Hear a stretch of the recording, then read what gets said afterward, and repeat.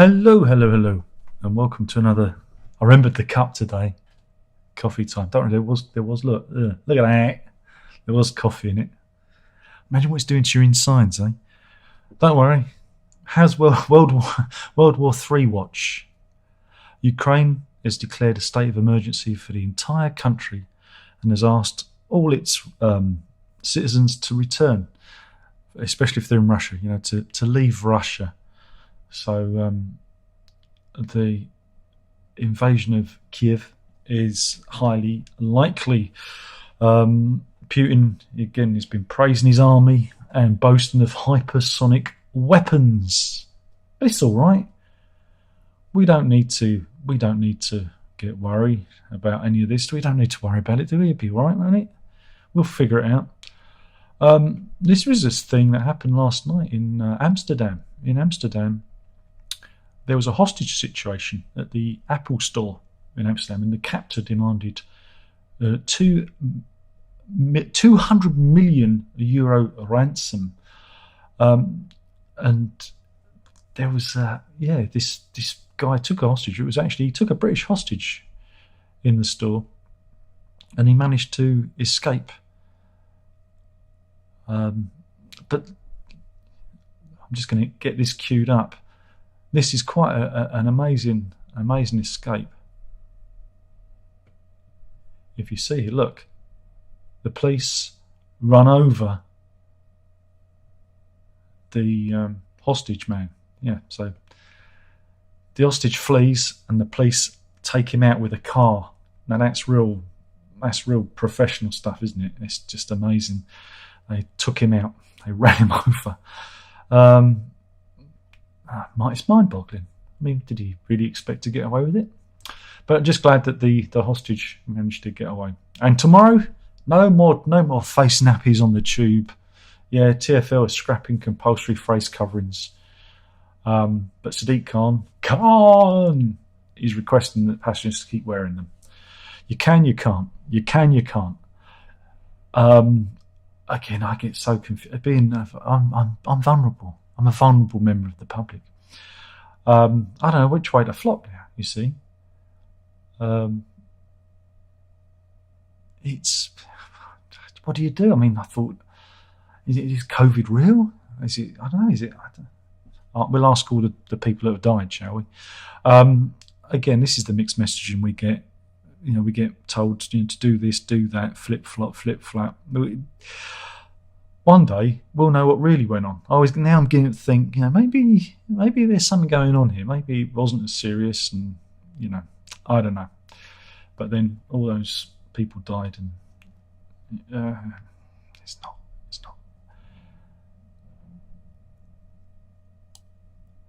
Meanwhile, this is the story of Anthony Smith. Anthony Smith, he loses his unfair dismissal case. He took his previous employers to court. He was an engineer, worked for the Yorkshire-based Full Circle Irrigation Company for 11 years, and he got fired. He got fired. Why did he get fired? He got fired. Let's have a look at him first. Let's have a look at this fella. Have we got a picture of Anthony Smith?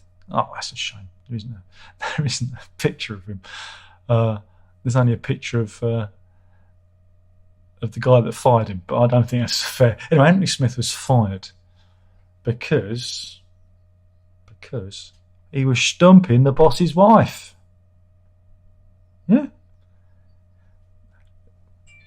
Mrs. Lindsay George, who was co-director of the company, she was being fully irrigated by Anthony Smith. But yeah, he got sacked. So he took his guy. He took the company to a tribunal, and he lost unfair dismissal. His defence. What was his defence? His defence was, well, damn, he did it outdoors. He didn't do it in the offices. He didn't do it in the company van. So that's unfair dismissal. Nice try. Meanwhile, everyone's favourite monkey, Andy Serkis. Andy Serkis. He's everyone's favourite monkey. He also played that fella out of Lord of the Rings. Here he is. He's detailing that one of his most embarrassing incidents was he was mistaken for actor Michael Sheen, and it was at an airport. He was at an airport, and Kate Beckinsale was there. Now, Kate Beckinsale was with Michael Sheen, but one of her children ran up to Michael Sheen ran up to Andy Serkis, thinking he was Michael Sheen, shouting "Daddy, Daddy, Daddy." Yep, that is quite embarrassing, isn't it? I can't see the likeness. Maybe there's something in. We saw Sheen. We've got a picture of. We've got a picture of Sheen. We've seen Serkis, right? I mean, this is Sheen when he's younger. Oh God, there's pop-ups everywhere. I'm having a terrible time with the Daily Mail website and the pop-ups. The pop-ups are everywhere. Here we go. This is pop-ups for. Here we go. No, there's another pop-up. This is making my job even harder than usual. Daily Mail website. Here we go. This is Michael Sheen. He doesn't look it a little bit. I suppose from a distance, maybe you've had a few to drink. But yeah, that's a real problem I have, isn't it? Do you have that? Do you have that problem? No, being mistaken for somebody else's daddy. Oh dear. I don't think that's ever happened. No, I don't know. This is a story. You know, they say that when you die, your life flashes before your eyes. You have a massive flashback. Now, scientists were doing a treatment with a fellow who had, I think, he had seizures, brain seizures. So these neuroscientists had an EEG, an electroencephalograph thing on him, and they were registering his brain patterns. But whilst they were doing the treatment, the 87-year-old man had a cardiac arrest and died. And they managed to, take all sorts of readings from his brain. So yeah, he was wearing one of these caps, and they said his brain. This doesn't really show you much. It just shows you a brain. But certain activity was registered in the brain, regarding, I think it was gamma waves and memory and everything. So it kind of looks like that the brain goes through like a shutdown sequence before you die. And it's the first time this has ever happened. So, blimey, I don't want my life. I want somebody else's life to go before my eyes when I die. I don't want to relive all this again. All this sitting in front of this, talking to you, like Jesus. There's going to be a lot of that. No, I want somebody else's life. Somebody else's life to flash before my eyes. Oh God, it's depressing, isn't it? Isn't that depressing? Should we have a funny? Who wants a funny? You want a funny? Okay, this is the story of Bibhu Prakash Swain. That's his name. And this fella, let's pull him up and I'll tell you what he's been up to.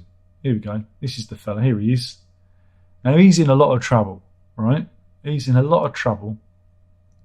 He's 5'2" and described as portly, right? But it turns out that Mr. Swain, he's 66, duped 27 younger women to marrying him before running off with their money in what India has described as their biggest ever marriage scam. So yeah, he very, very clever guy. So yeah, they reckon he'd married 14 women, but there were 27 victims in total. There could be more, and he was in touch with a further 70 to 75 women who he was working on. I mean, crikey. He's said to have forged 128 credit cards and defrauded 13 banks on his scheme. Well, there's a guy. It's always the quiet ones. It's always the quiet ones. Meanwhile, the award for Father of the Day goes to Sadat Johnson in Midvale, Salt Lake City, who, on the 21st of February, my birthday, where was the birthday cards? More importantly, where was the birthday money? I see you. I see you. I see you. Anyway, back to the story. Sadat Johnson, he was at McDonald's. He got annoyed because they got his order wrong. So he decided to pull out a gun, like you do at McDonald's. Police are called, and yeah, and then the police were called. He was surrounded. The gun was fired, but it turns out there were two kids in the car, 4-year-old boy, and the boy was ordered by the I guess he's the father to shoot at the police. That's my boy. Well, that could have gone horribly horrible, couldn't it? Just imagine if the police had been a little bit more trigger happy, and it could have been absolutely grim. Meanwhile, this is a follow-up on a story. I think I covered this a while. This is a story of Liai El-Gharib. He was a lawyer. He was a lawyer, but he went into. I mean, this is just so bonkers. Let's just show this. Have they got any video footage of it? No, I don't think they have. That's a shame. But this fella, he went on a spree, causing $500,000 in losses. He went into Sainsbury's, Tesco, and Waitrose in Fulham Palace Road in Hammersmith between 7 p.m. and 8 p.m. on August the 25th last year with a bucket full of hypodermic needles that were filled with his blood, and he injected his blood into the various items that were on. Of course, everything had to be destroyed. He's obviously suffering some sort of weird mental illness, but here he is. He looks pleased with himself. Ah, boy, it's just bonkers, isn't it? Everything's just this world's gone mad. Meanwhile, in insurance news,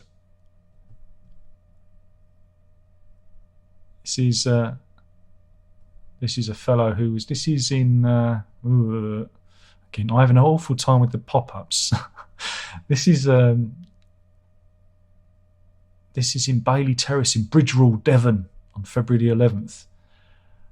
This fellow was waving down some vehicles when this bizarre footage was captured on dash cam.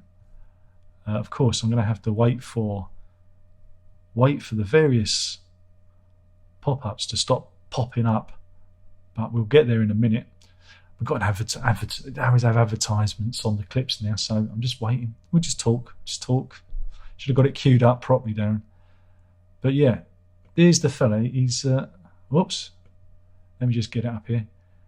He's waiting there. As you can see, you see. Watch. Here it comes. Watch this.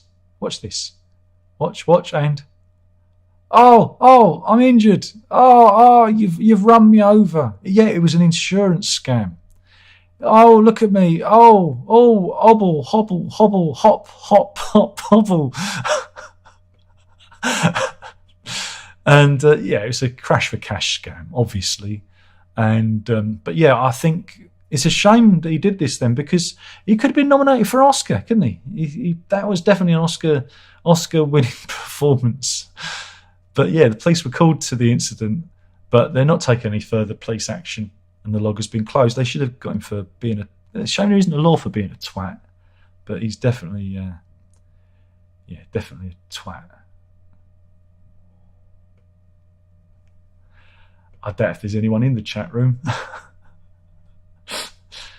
No, there's nobody in there at all. Only 2 viewers. Oh well, I've scared everybody off. Thanks for watching. We'll do this again. Slowly killing the channel. We'll do this again tomorrow. Don't forget, drink it up.